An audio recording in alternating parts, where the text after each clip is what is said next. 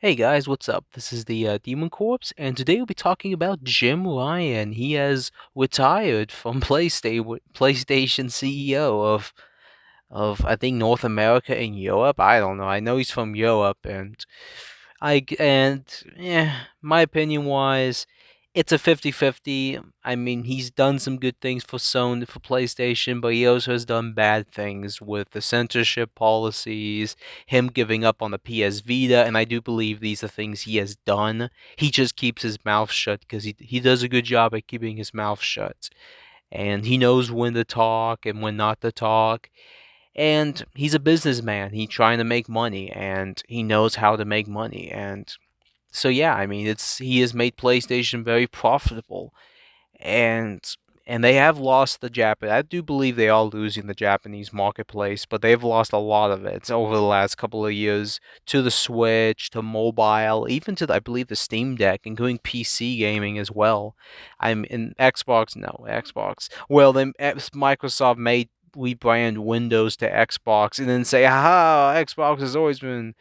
They may do that. I wouldn't be shocked. It'd be so stupid, but yeah, you can't win. It's just it's so stupid.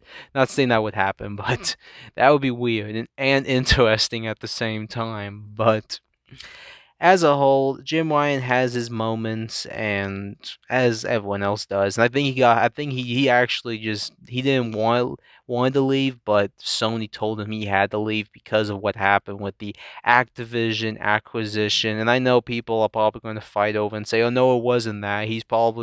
It's because of family." No, that's just, just to be more polite. That's just saying, "Oh, I have to be with family, I have to go see my family." Jolly, he has a British accent that I'm just like, he's European. I would say he's very traditionalist. That's why he doesn't see why people like playing these old games. Like who wants to play these PS1 and PS2 games?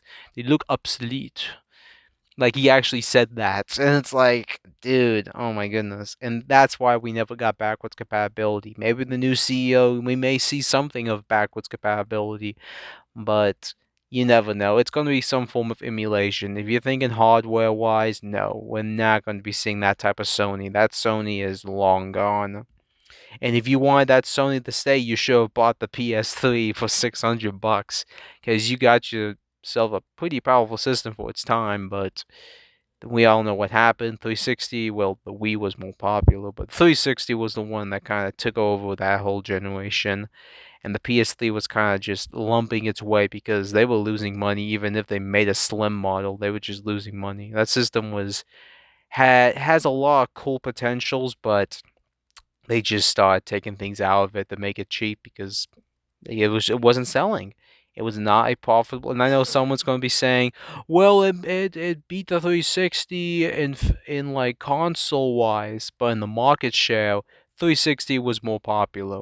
360 was actually still making money until they just gave up trying to make consoles for it, but it was still making money because of the market share wise.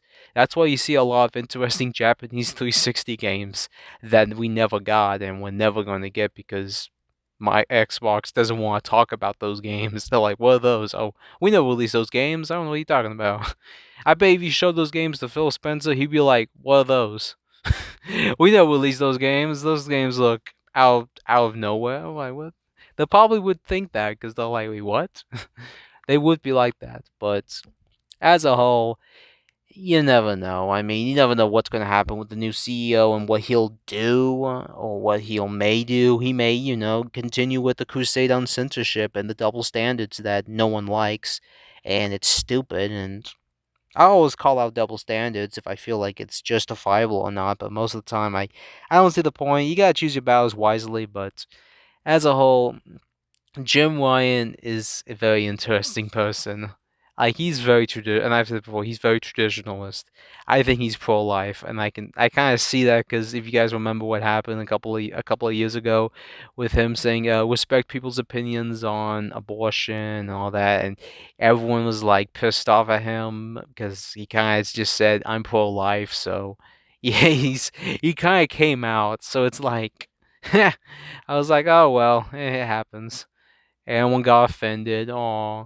And I think that was a knee-jerk reaction when they bought Bungie. That's not very shocking. That was a knee-jerk reaction to because it was just was. I think they spent way too much. They were just trying to show off, like, yeah, we can buy companies for that much. Well, for 5 billion.